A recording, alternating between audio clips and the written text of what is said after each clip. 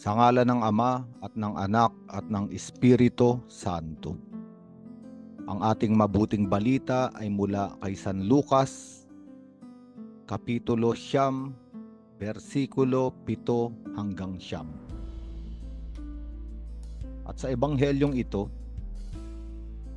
makikita natin na dahil sa napakaraming kababalaghan at sa makapangyarihang pagtuturo ni Jesus, ay maraming tao ang nakakakilala na sa Kanya. Kaya ang mga pangyayari ay napabalita na sa maraming lugar. Nabalitaan na rin ito ni Herodes na pinuno ng Galilea. At dito sa ebanghelyo ay nabagabag si Herodes sapagkat hindi niya alam kung sino ang taong ito. Dahil may nagsasabing si Jesus ay si Juan Bautista na pinapugutan niya ng ulo. Kaya nga sabi ni Herodes, pinapugutan ko na si Juan. Sino pa kaya ang taong ito? At dahil dito, nagnanais siyang makita si Jesus. At sa mga salitang ito, makikita natin ang isang tao na natatalian ng kanyang nakaraan. Ang ibig sabihin, lahat ng pangyayari ngayon ay nakikita niya sa bintana ng nagdaan.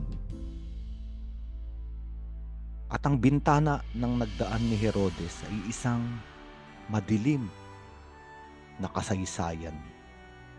Bakit madilim? Sapagkat pinatay niya ang isang propeta. At ang konsekwensya ng nagdaang kadiliman o nagawang kasalanan sa nakaraan ay hindi makita ang bagong ngayon. Ang ginagawa ng Diyos sa kasaysayan sa ngayon. Sapagkat ang taong tinatalian ng nakaraan, ng nakaraang kadiliman, ang mata niya ay nandoon pa sa dilim, andoon pa sa nakaraan. Kaya anuman ang mangyari o mga bagong pangyayari sa kanyang buhay, ang kanyang interpretasyon ay palagiang interpretasyon na nanggaling sa nakaraan. Pwede nating sabihin na merong isang multo ng nakaraan na hindi nagpapatahimik sa kanya, na hindi nagbibigay ng kapayapaan, at palagi siyang nabubuhay sa pangamba na baka yung nagawa niya noon ay may konsekwensya na kailangan niyang pagbayaran ngayon. At kung titignan natin, kahabag-habag ang kalagayan ni Herodes. At maaari rin nating sabihin ito sa maraming tao sa ating panahon. Maraming tao ang nabubuhay pa sa nakaraan, hinuhusgahan at inaakusahan ang kanilang mga sarili sa kanilang mga nagawa, sa kadilimang kanilang tinahak, sa liku-likong landas na kanilang pinaglakbayan, o sa mga kasalanang kumulapol sa kanilang buhay. Ngunit ang ebanghelyong ito ay may paanyaya, kaya nga tinawag na mabuting balita.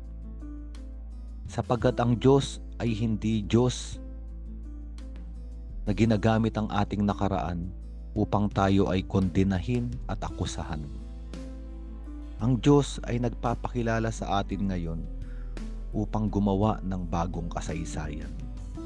Sapagkat may kapangyarihan siyang putulin ang mga kadena ng nagdaan. Kaya niya tayong pakawalan. At nais niya o ninanais niya na bigyan tayo ng bagong buhay. Kaya nga para sa ating lahat ngayon, totoo hindi perpekto ang ating buhay.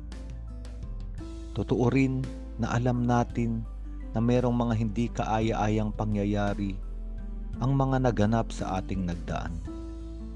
Ngunit katulad nga ng sinasabi ng mga banal, hindi interesado ang Diyos kung sino tayo noon. mas interesado siya na makatagpo tayo ngayon.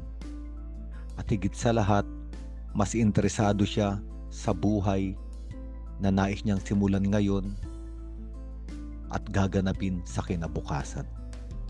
At ang ebanghelyong ito ay panawagan sa pagbabalik loob.